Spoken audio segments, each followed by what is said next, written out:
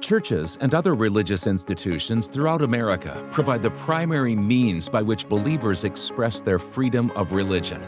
Today, church law has become a separate and dynamic practice for lawyers who both protect those rights and assist churches in serving their congregations and their communities. I think churches exist in communities to bring about the essence that God intended, which was a goodness.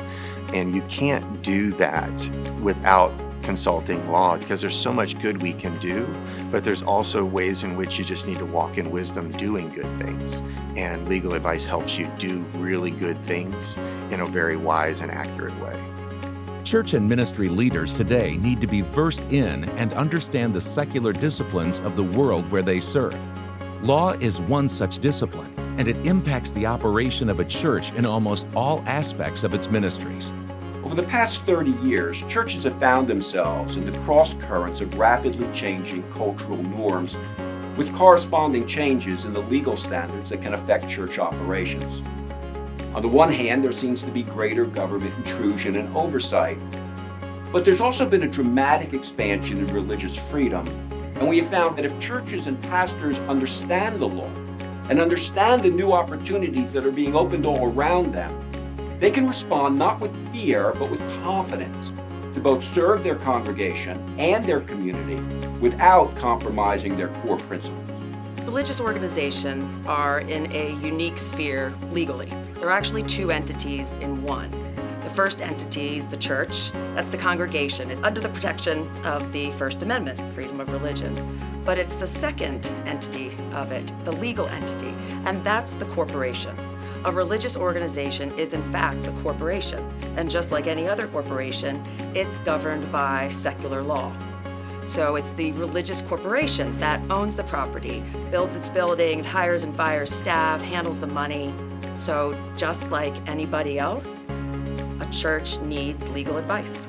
More than ever, church leaders need to be aware of and understand the secular law, and functioning confidently within it, churches and ministries can work effectively and securely, serving their congregations and functioning as part of the community in which they serve.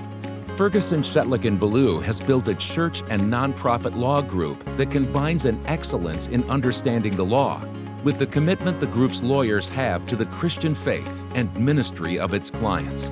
We are a general practice law firm with a commitment to professional excellence. And it's been from the very beginning that the firm has given us the liberty, encouragement, and the resources to pursue this unique area of practice. Our primary office is located in Baltimore, Maryland, and Maryland is distinct.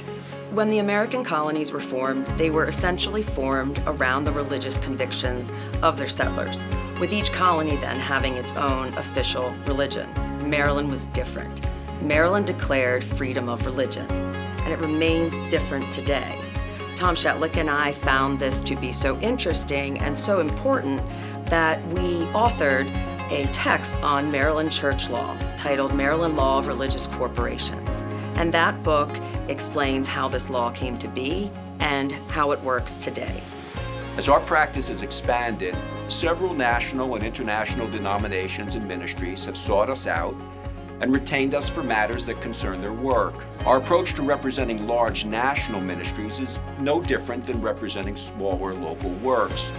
For the Spirit of God is neither limited nor empowered by earthly resources.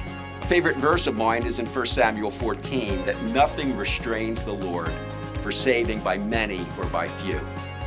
We count it an honor to serve with national ministries, and the same honor to serve with those small and local. Churches are a vital part of every community. The attorneys at Ferguson, Schetelich Ballew uniquely combine excellence in legal representation with the commitment to shared ministry goals allows the church to better fulfill its mission and serve its congregation. Because the church must function like a corporation. What Tom's book has done is helped us understand some specifics, in terms of Maryland law, so that we can actually be comfortable that the law really protects us and gives us some order.